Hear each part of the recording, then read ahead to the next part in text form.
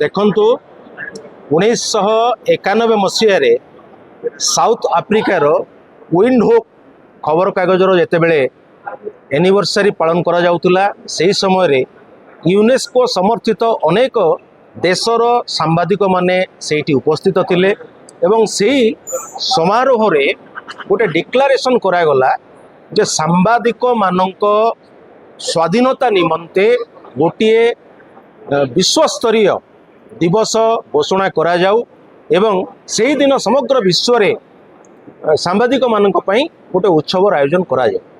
ସେହି ଡିକ୍ଲାରେସନ୍ ବା ଘୋଷଣାନାମାକୁ 1993 ମସିହାରେ ମିଳିତ ଜାତିସଂଘ ତାକୁ ଅନୁମୋଦନ କଲେ ଏବଂ ସେମାନେ ମିଳିତ ଜାତିସଂଘ ପ୍ରତିବର୍ଷ ମଇ ମାସ 3 ତାରିଖରେ ୱାର୍ଲଡ ପ୍ରେସ୍ ଫ୍ରିଡମ୍ ଡେ ବା ବିଶ୍ୱ ପ୍ରେସ୍ ସ୍ୱାଧୀନତା ଦିବସ ରୂପେ ପାଳନ କରିବା ପାଇଁ ସ୍ଥିର କଲେ।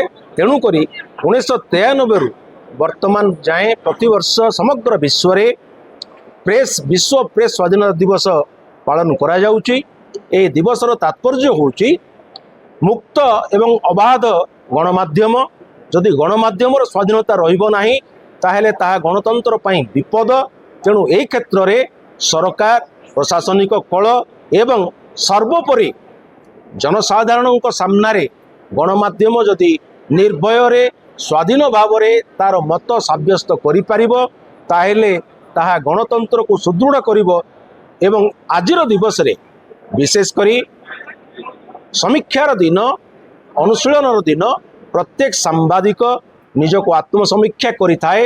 ତାହା ଉପରେ ଯେଉଁ ଭରସା କରୁଛନ୍ତି, ସମାଜ ଭରସା କରିଛି, ସେହି ଭରସାକୁ କେମିତି ଆହୁରି ଦୃଢ଼ୀଭୂତ କରାଯାଇପାରିବ, କେମିତି ସମାଜର ଉନ୍ନତି କଳ୍ପେ ଗଣମାଧ୍ୟମ ତାର ନିଷ୍ଠାର ସହିତ ନିରପେକ୍ଷତା ବଜାଇ ରଖି ସ୍ୱାଧୀନ ଭାବରେ ମୁକ୍ତ ଗଣମାଧ୍ୟମ ଭାବରେ ଜନସାଧାରଣଙ୍କର ସ୍ୱରକୁ ଉପସ୍ଥାପିତ କରିପାରିବ ଏବଂ ଗଣତନ୍ତ୍ରକୁ ସୁଦୃଢ଼ କରିପାରିବ। ଗଣତନ୍ତ୍ରର ଯେଉଁ 3ଟି ସ୍ତମ୍ଭ ଅଛି, ଲେଜିସ୍ଲେଟିଭ୍, ଏକ୍ଜିକ୍ୟୁଟିଭ୍ ଆଣ୍ଡ ଜୁଡ଼ିସିଆରୀ, ଯଦି ଏମାନେ ଟିକେ ଟ୍ରେକ୍ ଆଉଟ୍ ହୁଅନ୍ତି ବା ବିଚ୍ୟୁତ ହୁଅନ୍ତି ନିଜର ଲକ୍ଷ୍ୟସ୍ଥଳରୁ, ସେମାନଙ୍କୁ ଲକ୍ଷ୍ୟ ପଥରେ ଟାଣିବା ପାଇଁ ଏବଂ ସମାଜର ମଙ୍ଗଳ କରିବା ପାଇଁ ଗୋଟେ ପ୍ରେସର ଗ୍ରୁପ, ଗଣମାଧ୍ୟମକୁ ପ୍ରେସ୍ କୁହାଯାଏ, ପ୍ରେସରରୁ ପ୍ରେସ୍ ହେଇଛି।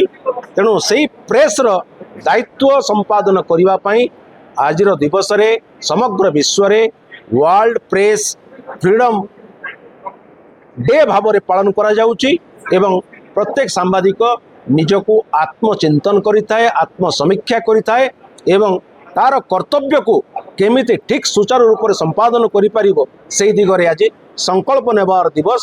ତେଣୁ ଆଜି ଭବାନୀପାଟଣାଠାରେ ପ୍ରତିବର୍ଷ ପରି ଚଳିତ ବର୍ଷ ମଧ୍ୟ କଳାହାଣ୍ଡି ପେଶାଦାର ସାମ୍ବାଦିକ ସଂଘ ପକ୍ଷରୁ ବିଶ୍ୱ ପ୍ରେସ୍ ସ୍ୱାଧୀନତା ଦିବସ ଆୟୋଜନ କରାଯାଇଛି ଏବଂ ଏଥିରେ ଜିଲ୍ଲାର ବିଭିନ୍ନ ଅଞ୍ଚଳରୁ ଶତାଧିକ ସାମ୍ବାଦିକ ବନ୍ଧୁମାନେ ଏବଂ ସମାଜର ବହୁ ବୁଦ୍ଧିଜୀବୀ ଅଂଶଗ୍ରହଣ କରିଥିଲେ।